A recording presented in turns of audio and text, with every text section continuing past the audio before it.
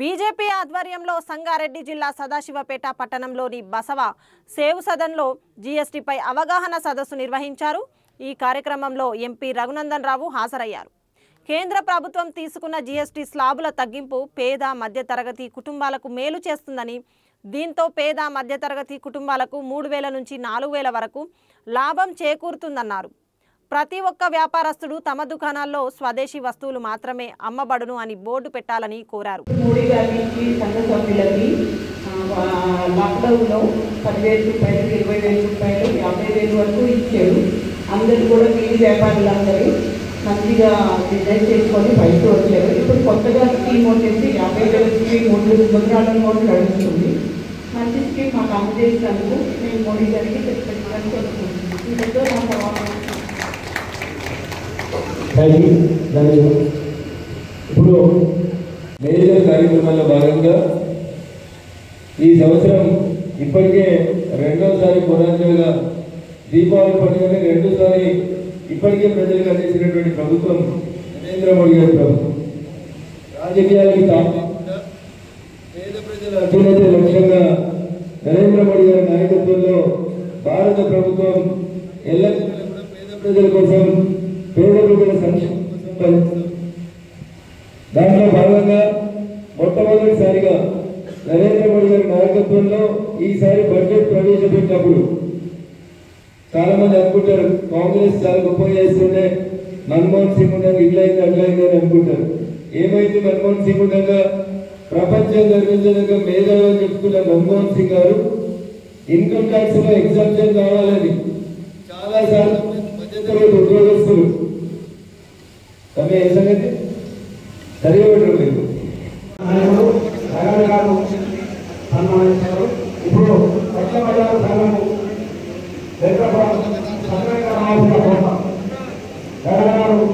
సన్మానిస్తారు. దయచేసి ఆయన అభిషేకం సంబంధించిన వారి బృందానికి ఇంతకుముందు వీటి మీద ట్యాక్స్ 18% ఉంటే ఇలా వీటి మీద ట్యాక్స్ 5% తగ్గిందన్న. ఇవైతే అందరికీ ఉంటాయి కదా. రోజు పొద్దుగా కొబ్బరి నూనె, powder, tooth brush, paste, shampoo ఇవన్నీ కావాలి కదా. ఇంతకుముందు 118 రూపాయలు ట్యాక్స్ పడే ఇవన్నీ ఇలా 5 రూపాయలకు వచ్చింది. అంటే 100 రూపాయల మీద ఒక వస్తువు ఎంత తగ్గింది? 13 రూపాయలు తగ్గింది వచ్చింది. 250 రూపాయలు ఒక వస్తువు కొంటే నీకు అప్పలంగా 60 రూపాయలు మిగులుతుంది ఒక్క వస్తువు మీదనే. అంటే కిరాణా షాపు పోయి ఒక 5,000, 10,000 చేసుకునే వాళ్ళకి మినిమంగా ప్రతి కుటుంబానికి, చిన్న కుటుంబాలు అయితే ఒక 4,000-5,000, పెద్ద కుటుంబాలు అయితే ఒక 15,000-20,000 రూపాయలు పెరుగుతాయి. దురదృష్టం మన దేశంలో ప్రజల్ని పార్టీలు ఎంత తయారు చేసి అంటే 2,000 పింఛన్ ఇస్తావా, ఫ్రీగా రావాలని అనుకుంటారు. కానీ ఇక 10,000 మిగులుతున్నాయి. ఇది మనకు అర్థం కాదు. కాఫీ తాగుతారు కదా, బ్రష్ ఎత్తారా లేదా, పొద్దుగా నూనె పెట్టమా వీటి మీద 18కే 5కు తగ్గిందంటే 100కి 13 రూపాయలు మిగులుతున్నాయి. మీరు 5,000 సామాన్ తెచ్చుకుంటారు ఇంటికి కిరాణా దుకాణానికి. రేపు ఎంత తగ్గుతుంది? 13% తగ్గుతుందంటే ఎంత తగ్గుతుంది?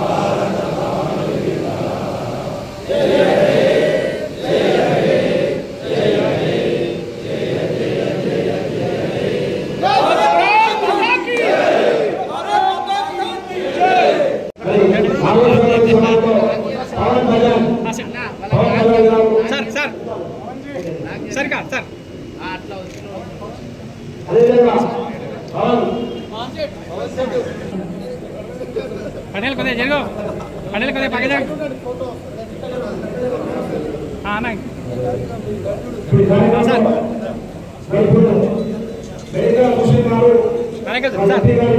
अनेक చూడన్నా అనికేత్ అసలు మరి వాళ్ళకి ఉద్యోగుల నేను రాజు మధ్యలో సీపల్ సార్ ఓకే సార్ కార్యక్రమానికి సన్మానం చేసిన తర్వాత ఇంటికైతే ఎక్కువ అవకాశం ఉంటుంది. దయచేసి అందరూ భావించాలి, జనసేన పార్టీకి సంబంధించిన వారు మా యువకులు కూడా రావడం జరిగింది. జనసేన పార్టీ రాజేష్ గారు వారి జిల్లా కూడా రావాలని కోరుతాము. సరే పవన్ సింగ్ నాగపల్లి పవన్ సింగ్ గారు భావిస్తున్నా కోరుతాము. సన్మానంతో పాల్గొనగా కోరుతాము. సన్మానం అయితే వాళ్ళకి జిల్లాతో కోరుతాము. ఎంపీ గారు అన్న రాజానికి ఎదురు అయ్యో ఎక్కదు ఎక్కదు జనసేన వారు అందరూ కూడా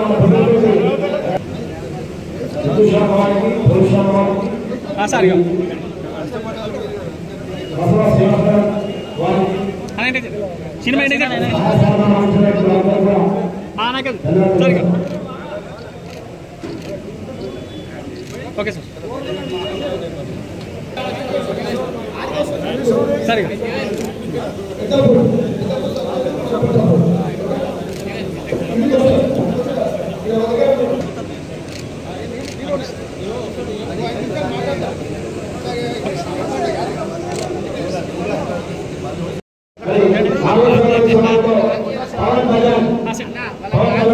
సార్ సార్ సరిగా సార్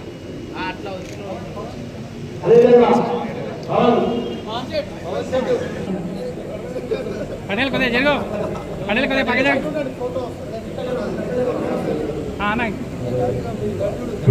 సార్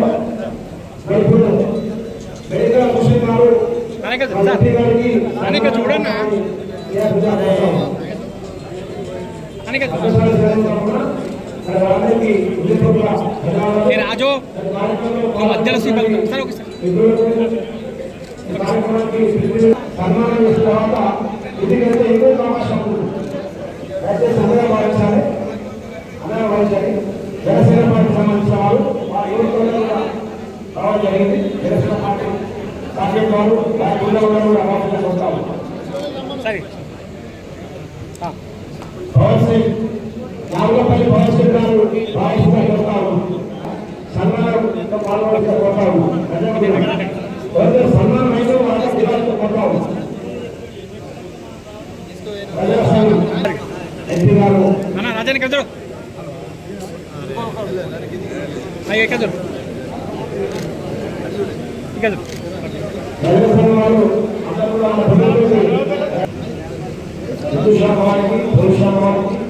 సార్ ఇక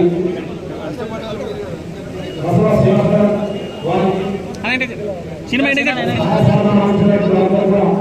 నాకెదు సార్ ఇక ఓకే సార్ సరే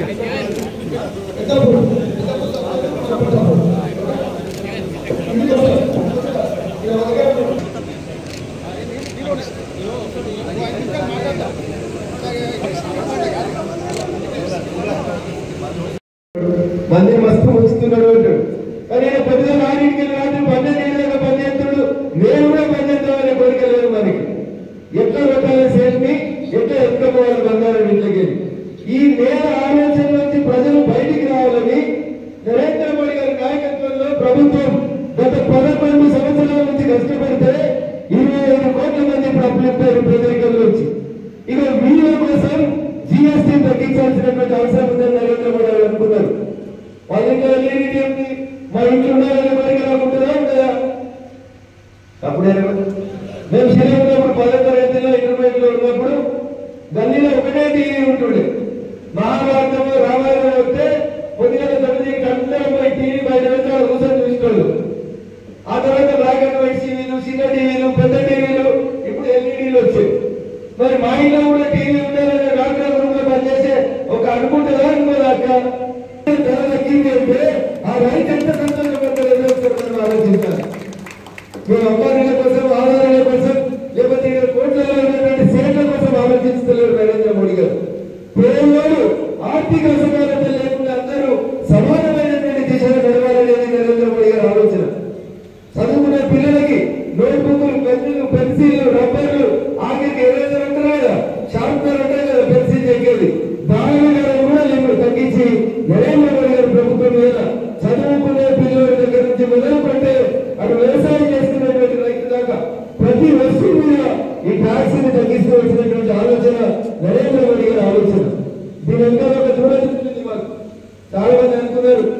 నోటు రద్దు చేసి ప్లాస్టిక్ కార్డు వాడుండి బ్యాంకులో ఏటీఎంలు వాడుండి అని చెప్పినప్పుడు చాలా మంది నవ్వేది.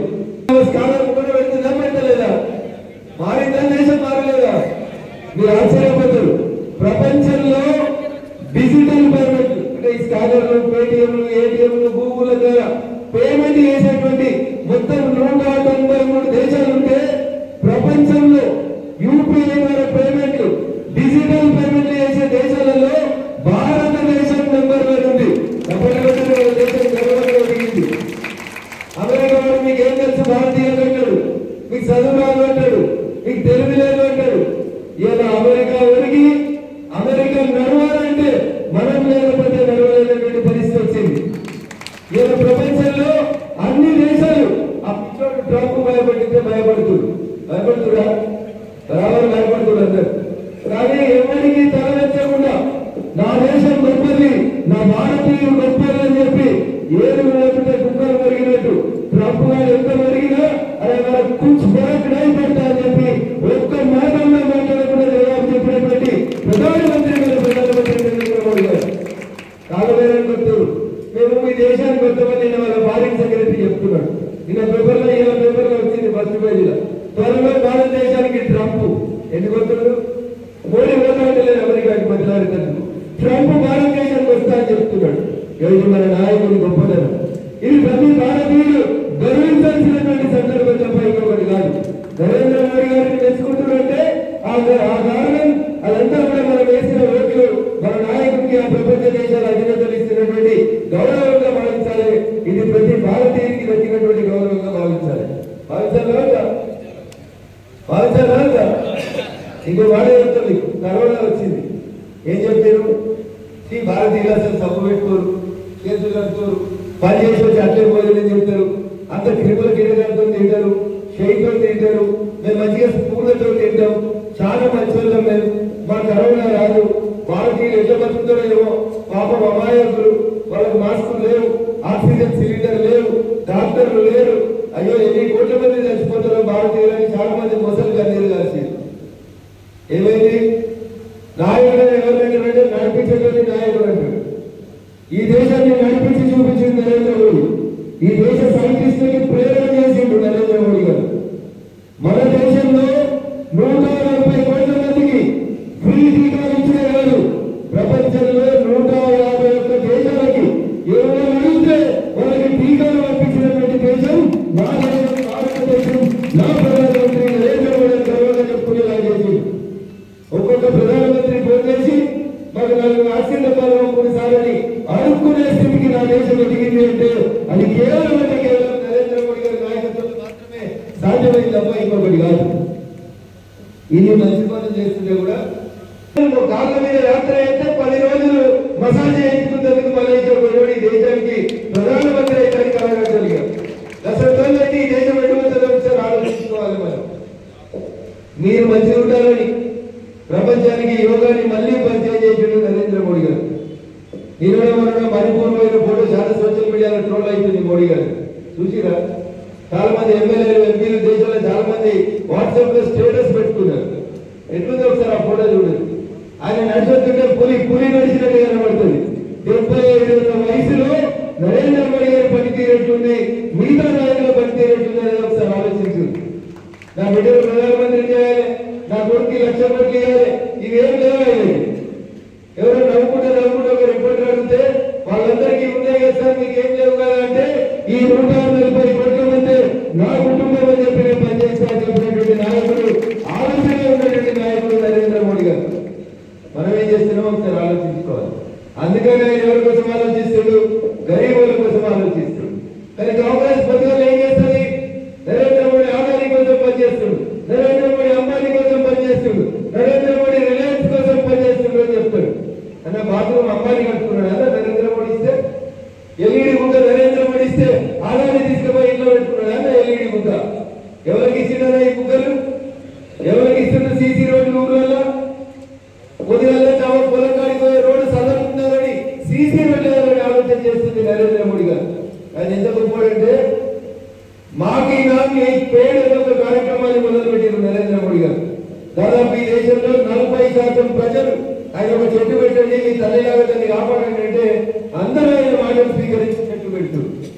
అది నాయకుల మీద ఉన్నటువంటి విశ్వాసం. ఎందుకు మీరు చాలా మంది ఈ మధ్య చూసుంటారు, కేదార్నాథ్ పోయారు భక్తులు.